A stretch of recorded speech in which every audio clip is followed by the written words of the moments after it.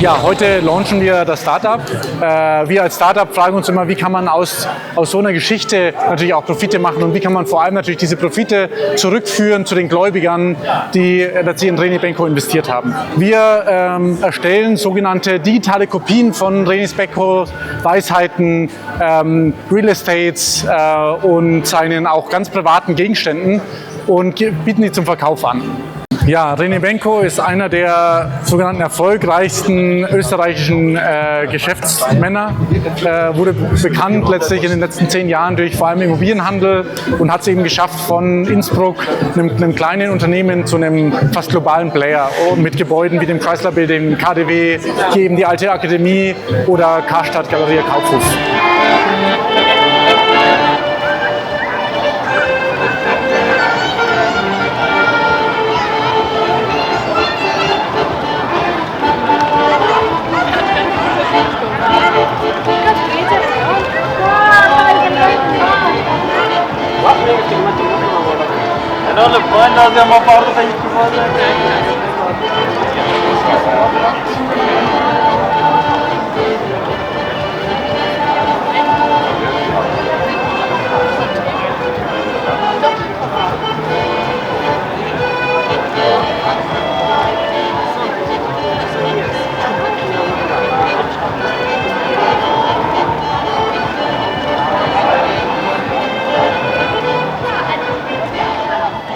Ja, können auch gerne reinkommen.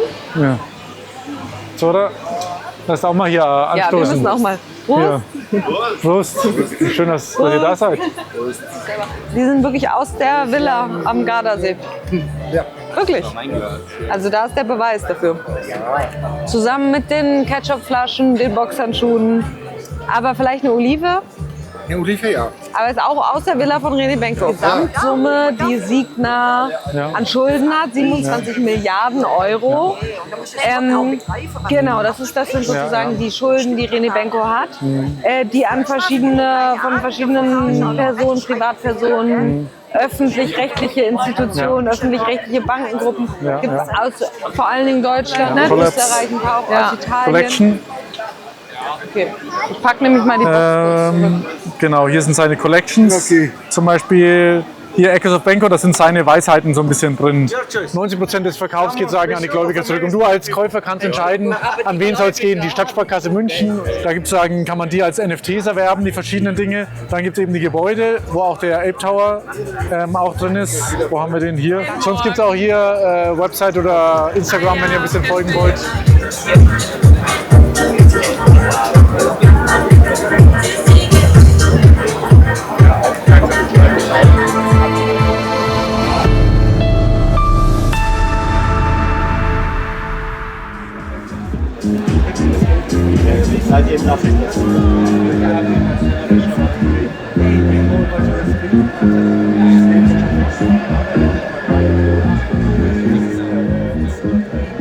Wir hatten gestern unseren ersten Tag so wirklich in der Öffentlichkeit, um Sie alle vorzubereiten, einzuladen und unser Geschäftsmodell vorzustellen. Und heute sind Sie ja exklusiv dabei für unser, sagen wir mal, zweites Opening oder unser richtiges Opening. Viele haben wahrscheinlich schon von Signa gehört oder René Benko, dem Immobilieninvestor, der letztlich ganz viel investiert hat und jetzt grandios letztlich gescheitert ist, bankrott gegangen ist und eine Welt übrig gelassen hat mit 27 Milliarden Schulden und Forderungen, die an ihn gestellt werden.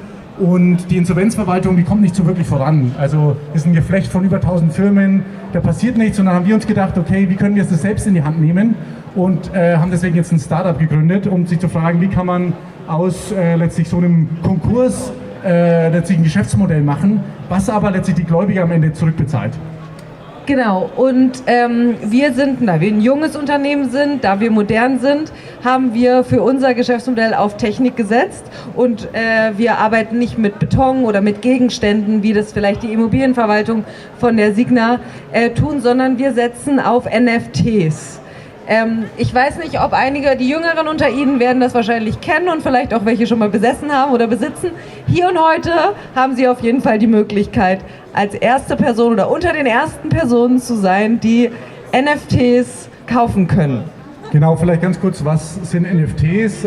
Vielleicht hat man es mal gehört, vielleicht auch im Zusammenhang mit Bitcoin oder sowas. Also NFTs sind eigentlich, also wenn man sich hier so einen Gegenstand anschaut und ein Foto machen würde und dann das Foto letztlich wie so ein Copyright draufsetzt und das sozusagen dann hochlädt und sogenannten mintet, also man erschafft sozusagen aus einem Bild ein Original und das ist sozusagen ein NFT und davon haben wir jetzt letztlich, weil wir eben nicht die Gebäude von Reni Benko besitzen und auch nicht die Immobilien oder sonstiges, haben wir uns gedacht, okay, wir arbeiten mit der Faszination, mit der Tragik, mit allem, was sozusagen so Benko so ausmacht, warum er so berühmt auch geworden ist. Jetzt auch in so einem Punkt, wo er eigentlich am tiefsten Punkt seiner Karriere ist, scheint er eigentlich am allermeisten in aller Munde zu sein. Oder eben hier mit dem Boxhandschuh oder dem Ketchup, wir sind nach Italien gefahren zu seiner Privatvilla und haben Dinge von ihm ersteigert. Das sind sagen hier seine privaten Boxhandschuhe, da sind noch seine Insignien drauf, Reni Benko oder was ist das Ketchup aus seiner Speisekammer. Ganz elementarer Punkt ist natürlich die Frage, okay, wie wird jetzt damit Geld generiert, beziehungsweise wie kommt es zu den Gläubigern? Also hier sehen Sie vielleicht die Karte, wenn man so ein bisschen rüberruckt. Hier sind alle letztlich Schulden drauf und alles Geld, was wir einnehmen, 90% davon gehen dann zurück an die Gläubiger. Und Sie, wenn Sie ein NFT erwerben, können dann entscheiden, an wen soll es gehen? Geht es an die Stadtsparkasse München? Geht es an den Bayerischen Staat? Oder hier Migros aus der Schweiz? Also Sie können sagen, entscheiden, wo ein bisschen Geld zurückfließt. Und wir als Startup, damit wir überleben können, nehmen 10% davon. Wir können auch ein bisschen uns unterhalten bei einem Glas Sekt. Und wie gesagt, die NFTs präsentieren. Wer dann Interesse hat, kann jetzt mit dabei sein. Dankeschön. Yes, schönen Abend. Bis dann.